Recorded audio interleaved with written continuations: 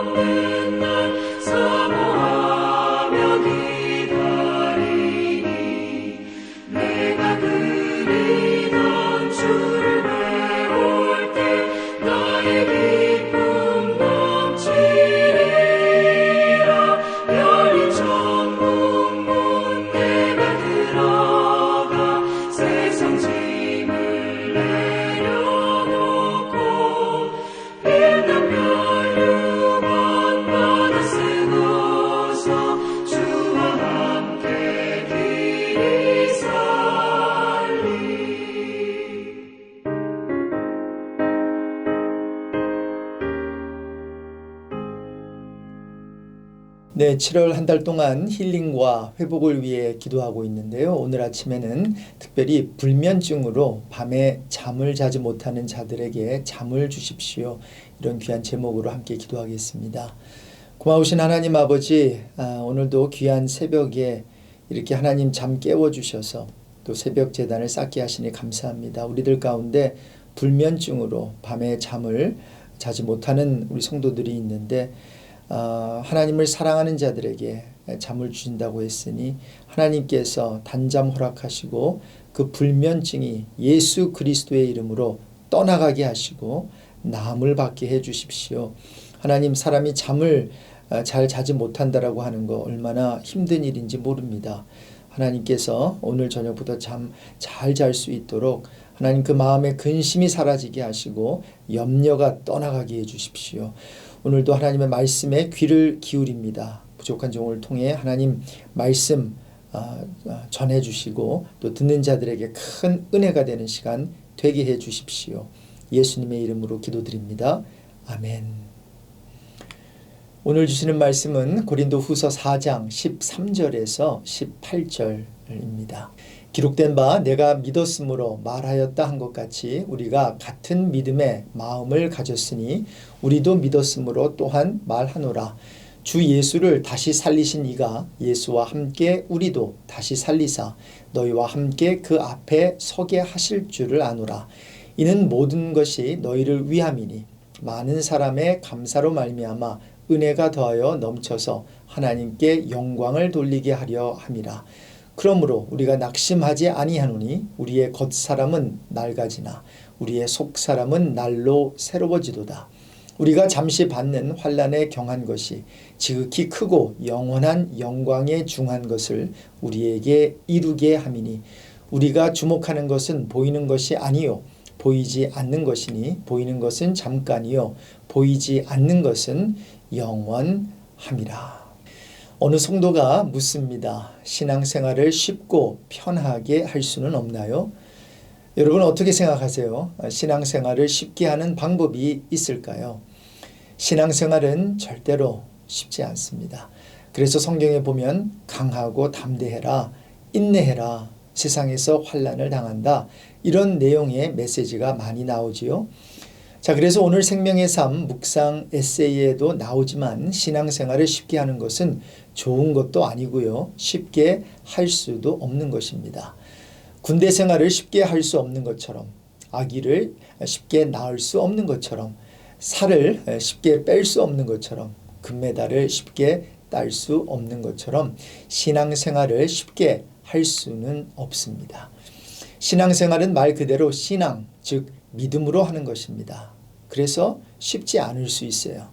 믿음이라고 하는 게 보이는 대로 따라가거나 남들이 다 하는 대로 하는 게 아니잖아요. 믿음은 보이지 않는 것을 믿는 것이고, 그래서 다른 사람은 다 넓은 길로 가는데 나는 좁은 길로 가야 하는 결단을 내려야 하는 게 신앙입니다.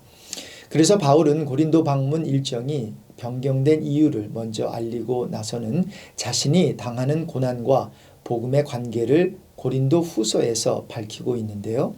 오늘은 고난을 감당하기 위한 세 가지 믿음을 살펴보면서 함께 은혜를 나누고자 합니다. 먼저 흔들리지 않는 믿음입니다. 13절에 보면 기록된 바 내가 믿었으므로 말하였다 한 것 같이 우리가 같은 믿음의 마음을 가졌으니 우리도 믿었으므로 또한 말하노라. 이렇게 바울은 말하고 있습니다. 13절은 시편 116편 10절을 인용한 말씀인데요. 내가 크게 고통을 당하였다고 말할 때에도 나는 믿었도다. 바로 이 시편 말씀을 바울이 인용해서 자신이 예수 그리스도의 복음으로 인해 고난을 당하지만 끝내는 믿음으로 승리하게 될 것임을 고백한 내용이 13절입니다.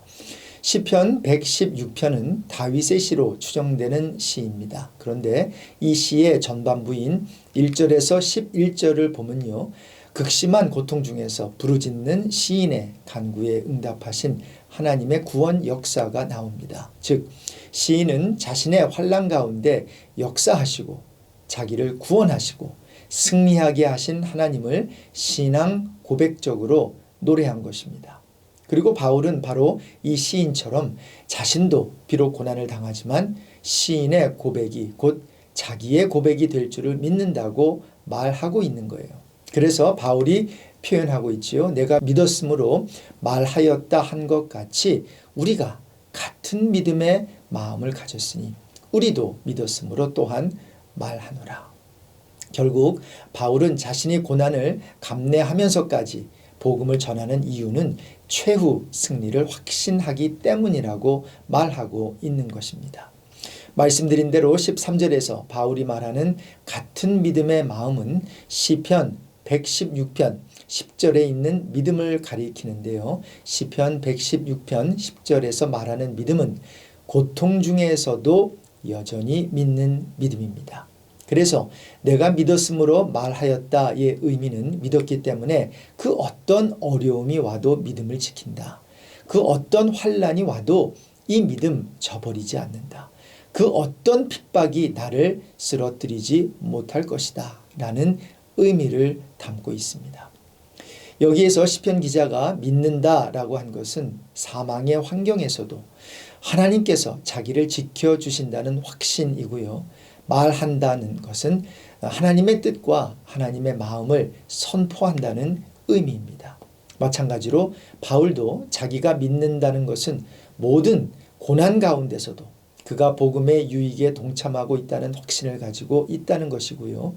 그 고난 가운데서도 주님이 지켜주신다는 것이며 말한다는 것은 어떤 상황 속에서도 복음을 전파할 것이라는 의미로 보여집니다. 그런데 여기서 잠깐 흔들리지 않는 믿음에 대해 오해가 생길까 봐 한 말씀 드리는데요. 믿음은 흔들리지 않는 게 아니라 흔들려도 넘어지지 않는 것이고 넘어졌다면 다시 일어나는 것. 이게 흔들리지 않는 믿음입니다. 믿음으로 승리했던 다윗도 우리와 마찬가지로 원망과 불평을 할 때도 있었고요. 흔들릴 때도 있었습니다. 하지만 그는 회개하고 다시 일어섰습니다. 베드로도 열심히 예수님을 따랐지요. 그런데 흔들렸어요. 실수했어요. 넘어졌어요. 하지만 주님께서 다시 찾아와 주셨고요. 베드로는 회개하고 주의 일을 다시 잘 감당할 수 있었습니다. 오늘 아침 기도하실 때 주님 나에게도 이 귀한 흔들리지 않는 믿음을 주십시오. 기도했으면 좋겠습니다. 고난을 감당하기 위한 두 번째 믿음은 부활을 믿는 믿음입니다. 그래서 바울은 14절에 주 예수를 다시 살리신 이가 예수와 함께 우리도 다시 살리사 너희와 함께 그 앞에 서게 하실 줄을 아노라 라고 아주 확신 있게 말합니다. 기독교 신앙 중 가장 귀한 신앙 중 하나는 예수님이 다시 사신 것 같이 우리도 다시 살 줄을 알고 믿는 부활의 신앙입니다.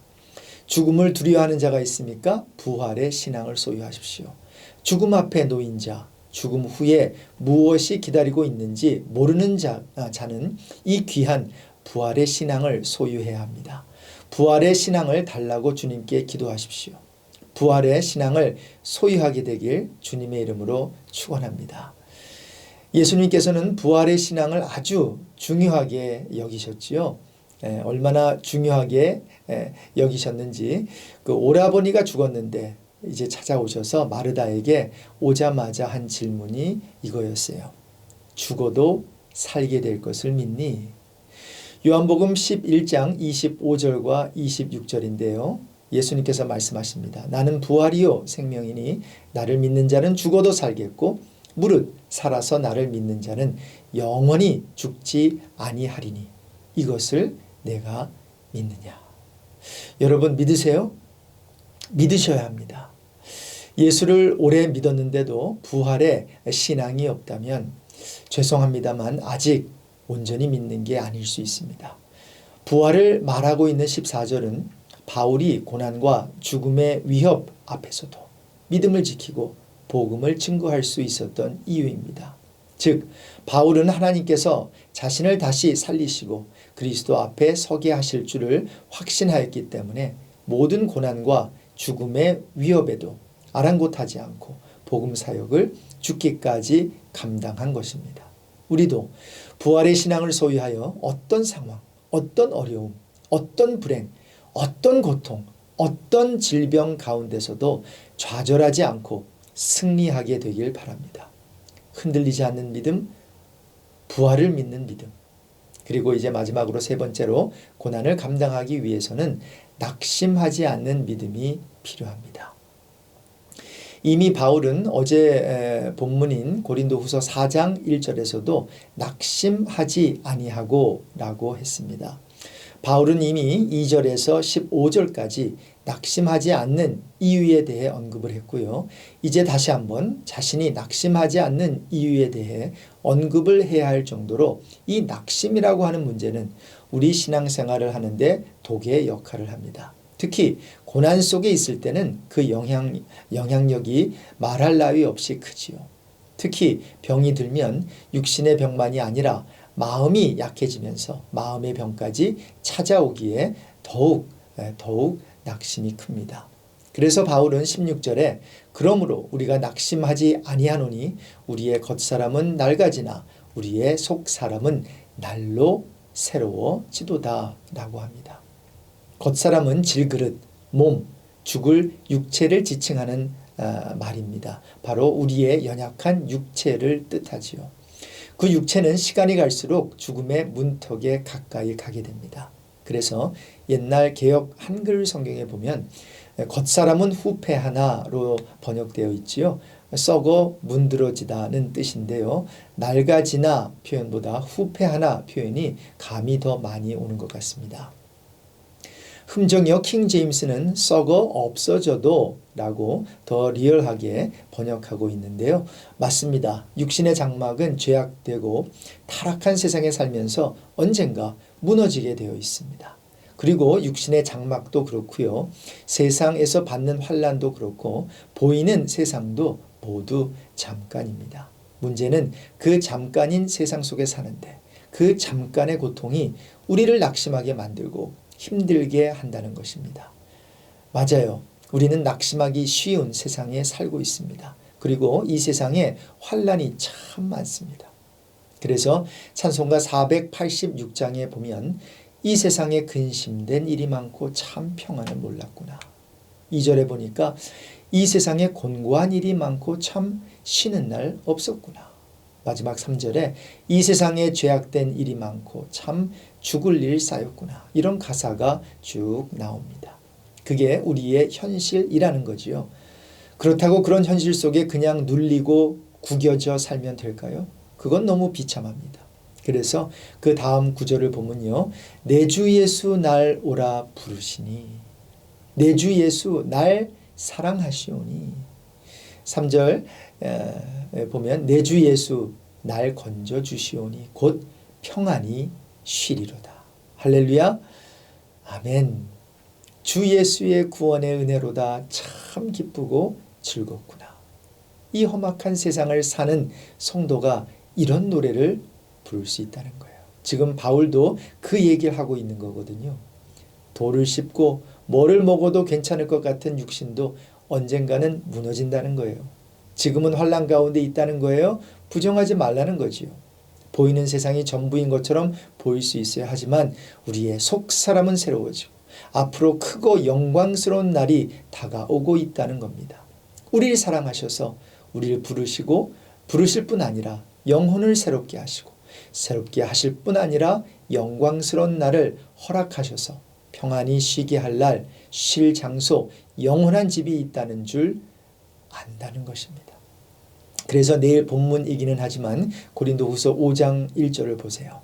만일 땅에 있는 우리의 장막집이 무너지면 하나님께서 지으신 집, 곧 손으로 지은 것이 아니요 하늘에 있는 영원한 집이 우리에게 있는 줄 아느니라. 할렐루야. 우리가 이런 사실을 알기 때문에 육체가 무너져도 좌절하거나 실망하지 않는다는 것입니다. 말씀을 맺겠습니다.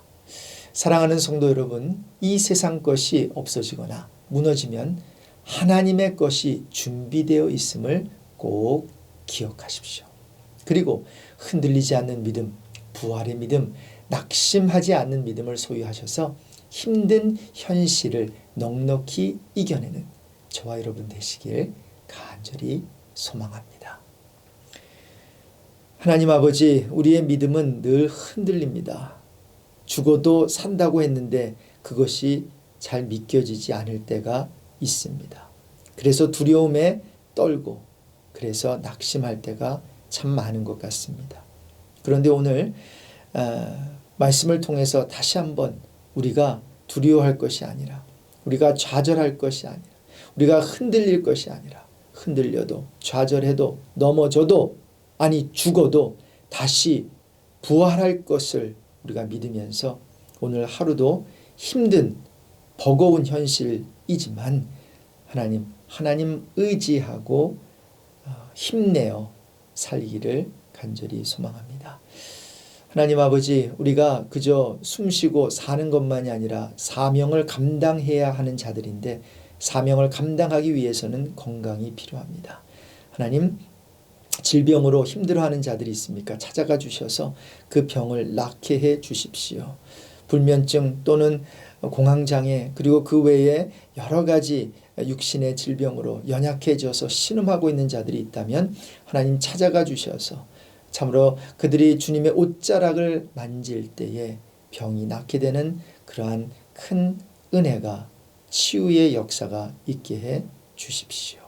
하나님, 오늘 목요일인데 이제 한 주간도 잘 마무리하게 하여 주시고 팬데믹 가운데 또 주위에 요즘에 많은 사람들이 코로나에 감염되고 있습니다. 하나님, 감염된 자들 회복시켜 주시고 또 감염되지 않는 자들 계속해서 건강을 유지할 수 있도록 주님 영혼이 잘된 같이 범사에 잘되고 강건해지기를, 건강해지기를 시간 간절히 기도드립니다. 오늘도 주님과 동행할 때 기쁘고 그 능력으로 하나님의 사역을 잘 감당하는 복된 하루 되게 해 주십시오. 존귀하신 예수 그리스도의 이름으로 기도드립니다.